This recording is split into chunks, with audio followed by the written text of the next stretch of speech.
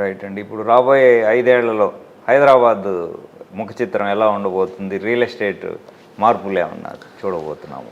హైదరాబాద్ రాబోయే 5 ఏళ్లలో మనం ఊహించినటువంటి హైదరాబాద్ని చూస్తామండి. మనం ఇప్పుడు హాలిడేస్కి ఎక్కడికి వెళ్తున్నాం సార్? యూరోప్ వెళ్తున్నాం, లేకపోతే సింగపూర్ వెళ్తున్నాం. ఇంకా 5 ఏళ్ల తర్వాత బయటకు వెళ్ళాల్సిన అవసరం ఉండదని మా బిల్డర్ల స్ట్రాంగ్ ఒపీనియన్.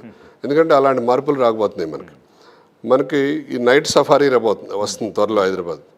అండర్ గ్రౌండ్ మన ఫిష్ అక్వేరియం వస్తుంది. మూసీ రిజర్వేషన్ తోటి 2 పక్కల కావాల్సిన అన్ని రకాల గ్రోత్ వస్తుంది.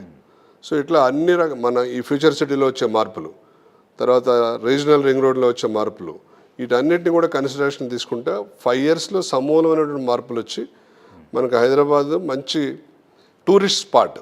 మనకు ఆల్రెడీ కొన్ని ఎకో పార్కులు అన్నీ రావడం జరిగింది. సో ఇంకా మంచి టూరిస్ట్ స్పాట్గా అభివృద్ధి చెందే అవకాశాలు చాలా మెండుగా కనపడుతుంది. మేము మొన్న క్లియర్ పిక్చర్ కూడా చేసుకున్నాం. అరౌండ్ 1.3 crores హైదరాబాద్ పాపులేషన్ అయితే ఇప్పుడు 20 lakhs పాపులేషన్, ఫ్లోటింగ్ పాపులేషన్ ఉంది, రోజు వచ్చేవాళ్ళు. 5 ఏళ్లలో ఈ హైదరాబాద్ పాపులేషన్ 2 కోట్లు దాటి ఫ్లోటింగ్ పాపులేషన్ 30 నుంచి 40 lakhs 50 lakhs వరకు అయ్యే అవకాశం ఉంది. So in a given day 2.5 crores population హైదరాబాద్లో ఉండే అవకాశం ఉంది.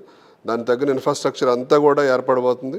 మన ప్రజెంట్ గవర్నమెంట్ కూడా దానికి తగ్గట్టు ప్రణాళికలన్నీ కూడా రూపొందిస్తున్నారు.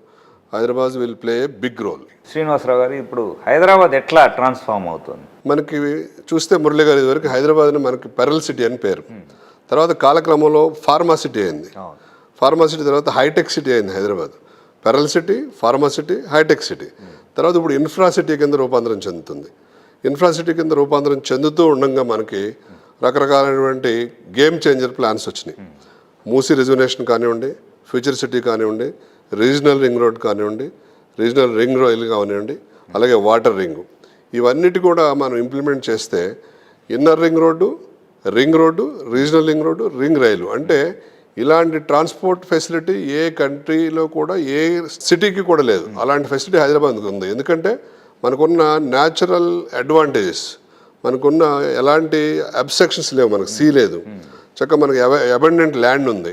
ఆ ల్యాండ్ కూడా మనకి ఇవన్నీ నిర్మించడానికి కోఆపరేటివ్గా ఉంది. ఎందుకంటే పంటలు లేకపోవడం, కొంచెం కాలువలో వాటర్ సోర్స్ తక్కువ ఉండడం కూడా వాటర్ ల్యాండ్ అవైలబిలిటీ ఉండటం వల్ల ఇవన్నీ చేయగలుగుతుంది మనం. So Hyderabad is becoming a very strongest city in the world.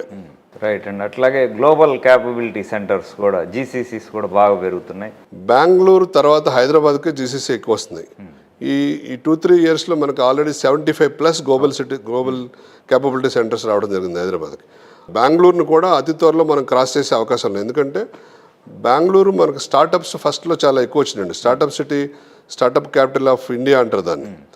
So ఇప్పుడు మనకు స్టార్టప్స్ హైదరాబాద్లో ఎక్కువ రావడం వల్ల ఆ జీసీసీ కూడా నెక్స్ట్ ఫ్యూ ఇయర్స్లో మనం బెంగళూరు కూడా క్రాస్ చేసి ముందుకు వెళ్ళే అవకాశం ఉంది. ఇన్ఫ్రాస్ట్రక్చర్లో కూడా వీఆర్ స్ట్రాంగర్ దాన్ బెంగళూరు అండి. శ్రీనివాసరావు గారు, ఇప్పుడు ర్యాపిడ్ రౌండ్కి వెళ్దాం సార్.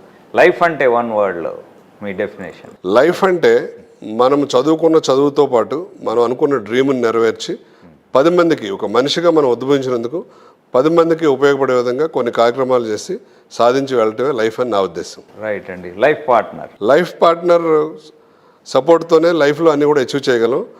మన పాత్ర కనపడేది విజువల్ పాత్ర మంది, అన్విజువల్ అంటే ఇన్విజిబుల్ పాత్ర వాళ్ళది. వాళ్ళు కరెక్ట్గా ఉండి అన్నీ మనం గైడ్ చేసి మనకి అన్ని సమకూర్చడం వల్లనే మనం ఇవన్నీ కూడా సక్సెస్ఫుల్గా చేయగలుగుతున్నాం. Employees are the arms and wings of the organisation. So they are, without they we are not there. Right అండి. బాస్ ఎలా ఉండాలంటారు? బాస్ అనేది ఎప్పుడు కూడా భారతీయులాగా ఉండాలండి, ఎప్పటికప్పుడు మారుతూ ఉండాలి. సో ఆ సందర్భాన్ని బట్టి ప్రేమ చూపించేటప్పుడు ప్రేమ చూపించాలి, స్ట్రిక్ట్గా ఉండేటప్పుడు స్ట్రిక్ట్గా ఉండాలి, ప్రేమించేటప్పుడు ప్రేమించి, ఇవ్వాల్సింది ఇచ్చేటప్పుడు ఇవ్వాలి. రైట్ అండి. పేరెంట్స్ మనకి జన్మనివ్వటం వల్లే మనం అదృష్టం కొద్దీ ఈ ఇలాంటి బృహత్తరమైన కార్యక్రమాలు చేస్తున్నాం.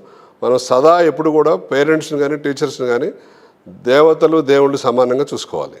Right sir. మీ ఇష్టమైన వెహికల్? నేను వాల్యూ ఫర్ మనీ చూస్తానండి. నేను ఇవాళ కూడా ఇన్నోవా వాడతాను.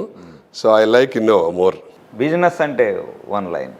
బిజినెస్ అంటే 10 మందికి ఎంప్లాయ్మెంట్ ఇస్తూ, 10 మందికి సర్వీస్ చేస్తూ, మన జీవనాధారాన్ని కూడా మన జీవనోపాధిని కూడా సాగిస్తూ ఎథికల్గా చేసే వ్యాపారం.